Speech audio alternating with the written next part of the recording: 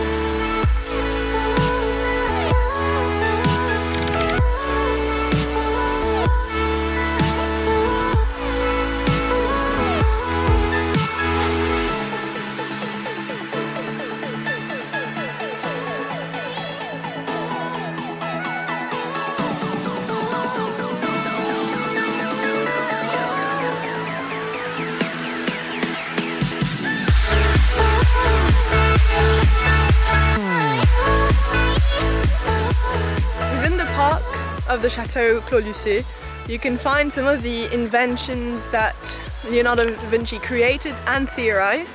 So for instance, there is the lion, the automated lion within the museum. On the ground you can find the helicopter that he had designed and that experts then created. The experts actually believe that the helicopter he designed could actually fly.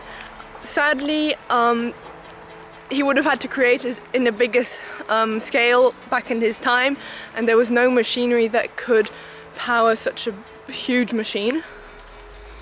Some of the other inventions you can find here are bridges, so the turning bridge and the portable bridge. So the portable bridge has wheels on it, so you can just move it from one river to another, and the turning bridge is, as its name suggests, a bridge that you can turn to prevent enemies from crossing the river.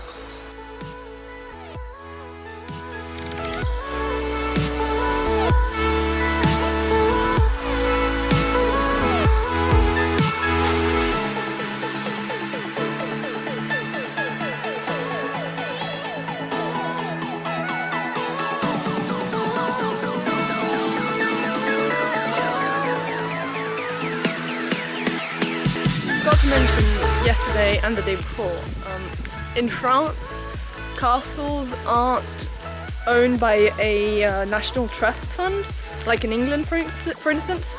So they're all privately owned, which means that the prices to get into the grounds of a castle and to visit everything is more expensive. You can find all the prices in the links to the different castles in the description. And for instance today, Leonardo da Vinci's castle, manor and the grounds, just for the house and the gardens, it's I think 13 euros, but to do the house, the gardens and the museum with a few of his machines and the paintings, it's an extra fee, which I think it's 20 euros for an adult. But once again, you can find all the prices and practical information down in the description.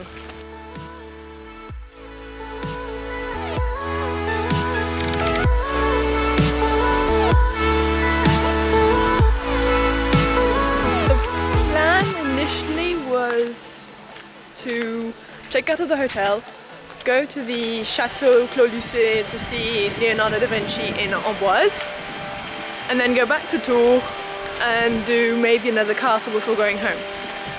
That plan has changed. We decided not to go to Tours after all, and we have come straight to Azay-le-Rideau, which wasn't one of the castles we planned to see initially, but so far pleasantly surprised. And something to note, this is the only castle so far which has tickets for free for people between 18 and 25 years old that are from the EU. If you're not from the EU, then you have to pay.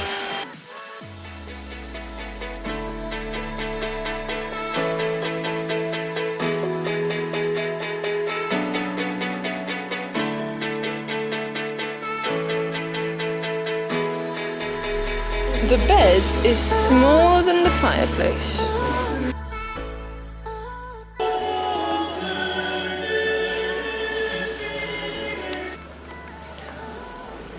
The reason there are so many chateaux in the region is because of the 100-year war between the French and the English. During that time, royalty moved the center of its power to this region, and so a number of rich people started working for the king, and they erected all these castles alongside the king, before the king, and this is how a lot of the castles we've seen so far have come to exist. They were all built in the Renaissance era, which explains the numerous Italian influences that you can see in the architecture and the decorations, but also through the influence that Catherine de Medici brought in as she was married to the king, and it was around that era that castles were also being built or finished, decorated, etc.